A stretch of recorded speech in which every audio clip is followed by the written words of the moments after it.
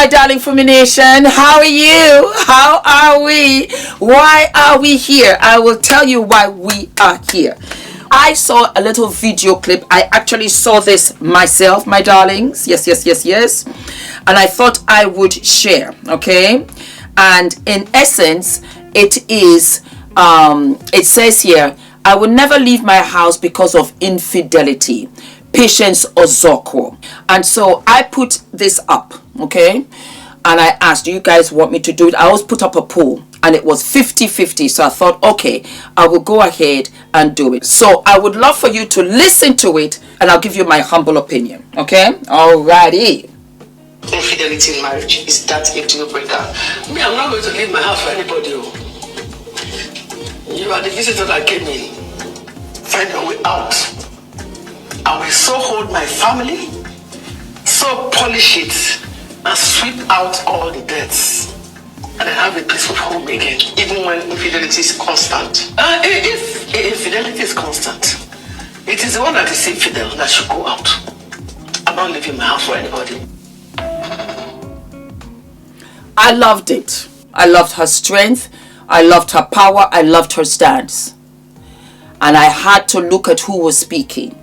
And this is an elderly lady now of over 60. She might even be in her 70s. I have no idea.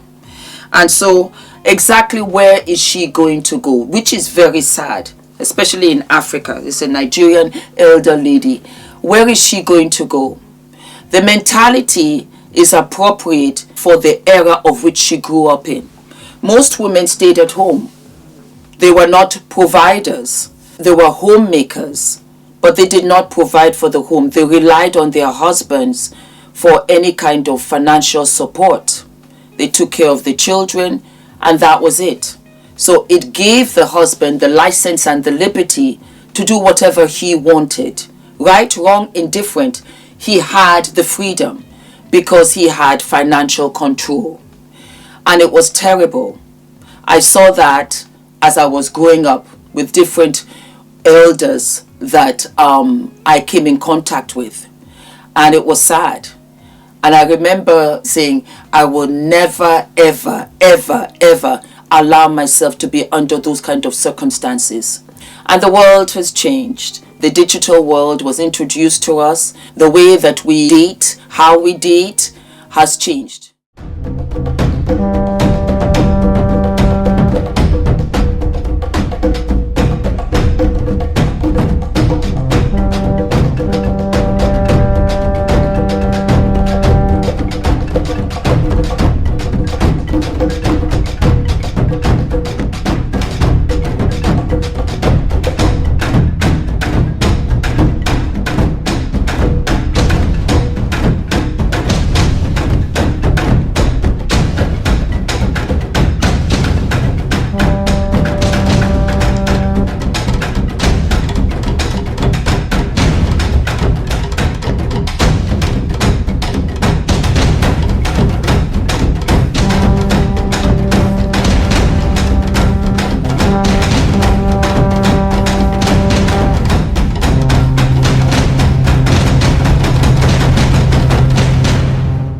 And so the new world has women who are making their own money, who are CEOs. Wait for the punchline.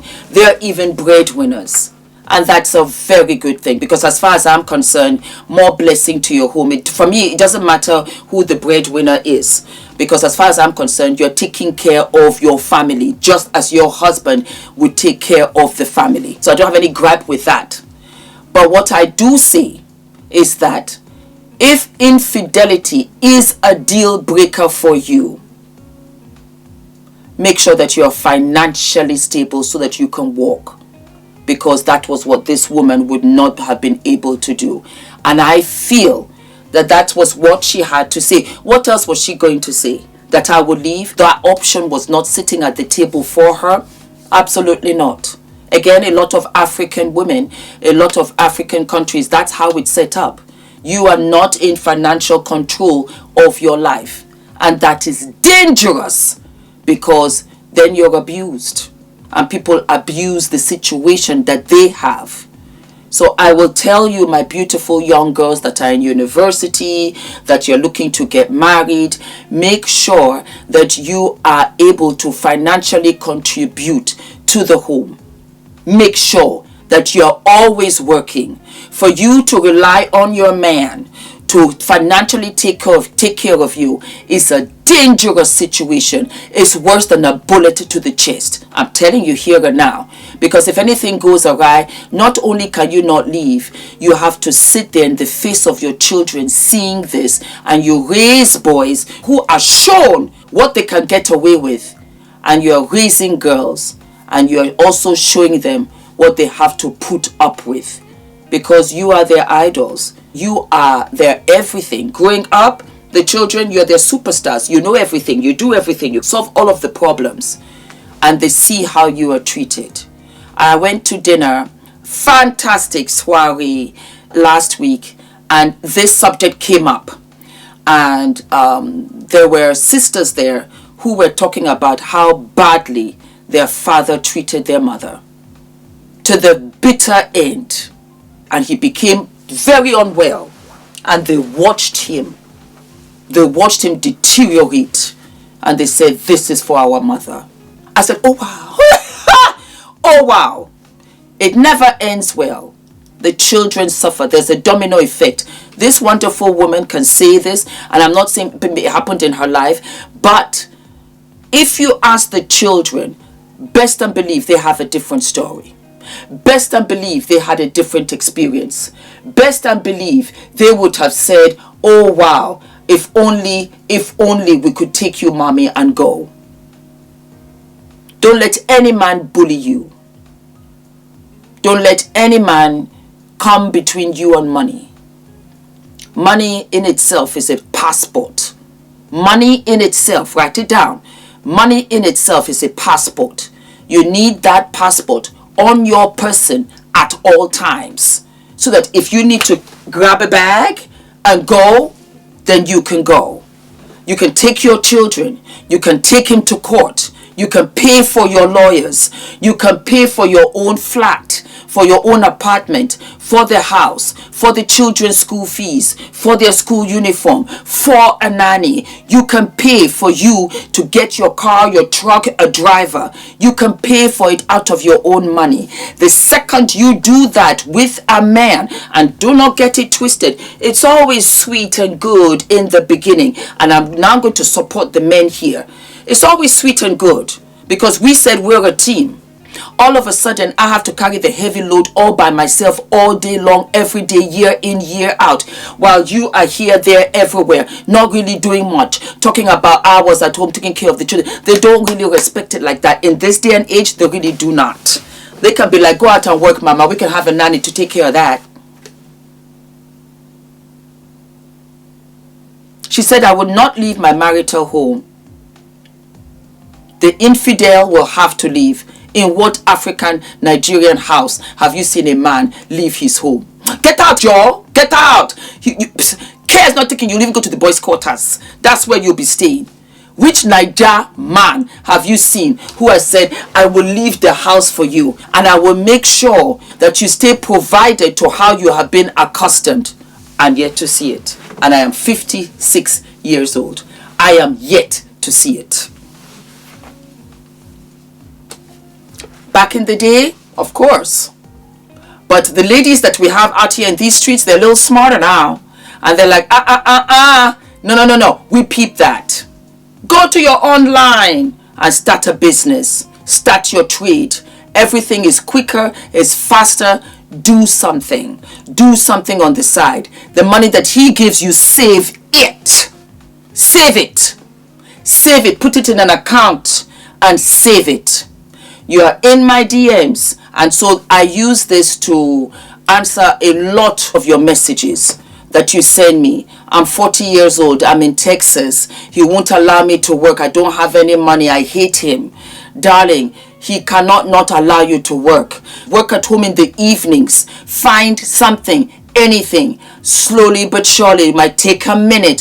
Slowly but surely. So that you can never be in a situation where you look up and you say, God, how did I put myself in this situation? Again, like I said, things have changed. In those days, that was what a lot of women, did, and they supported each other. They knew what it was. So they had their own support systems amongst themselves, because it was not really new news.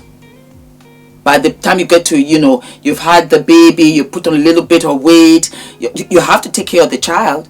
Even I had 2 years off to take care of Adrian. Yes, after 2 years, we put him in nursery. And when I tell you, it killed me. It killed me to, I would cry outside the school. And I think by the 2-week mark, I realized that, Fumi, you can't live like this. I was so attached to him. It was so hard. And in essence, that was how I started uploading every day. Because I said to myself, by the time I do my makeup and my hair, wardrobe, and set up the studio lights and everything, I film and I edit and then upload it. It will be time to pick up Adrian. And so I won't have to think about him until I get to see him. Being a woman is hard. Being a mother is even harder. And that's why I pray for you all. And make sure you got your money. Always have your money. Even when you don't need it. Because not everybody needs it. Just make sure it's there. It is there for you at any time. On top of which, listen, what happens when your husband passes away? I just found out that Lateef Ayodele, who was the personal trainer for AJ, he was to be married this month. He was buried yesterday, himself and Sina. And you should have been here in London yesterday. You should have been here. It was unbelievable. It was unbelievable. I didn't go, but I watched it online. And the sun did not come out throughout the day. It did not come out. It was a huge loss. And I've come to realize when you can move people that did not know you like that, the greatness really shows and shines to the person that you were. So yeah, that's it, my darlings. Always have your money. Money, money, money, money. And my deepest, deepest, deepest, deepest condolences to both families and to Lateef's fiancé. I did not know. I did not know. I am so very sorry indeed. And of course, all of this is coming out how they exchanged seats at the last minute. It's so sad. It's so, so, so sad. All of my loves, my darlings. And I'll see you what? I'll see you sooner than later. All of my love. Hi guys, my name is ENITAN, hair coach. I am UK's first ever hair coach and a trichologist. We are a team of trichologists and hair coaches here in W6 London, and we help those who are desperate and have tried and everything else has failed. We look after those who have chronic scalp concerns, flaky, itchy scalp that's been going on for many years. We help those that have hair loss that has progressed instead of improved, and we help those that just generally want to have a better understanding of better quality hair, length, volume, and reduce that dryness. Visit us by clicking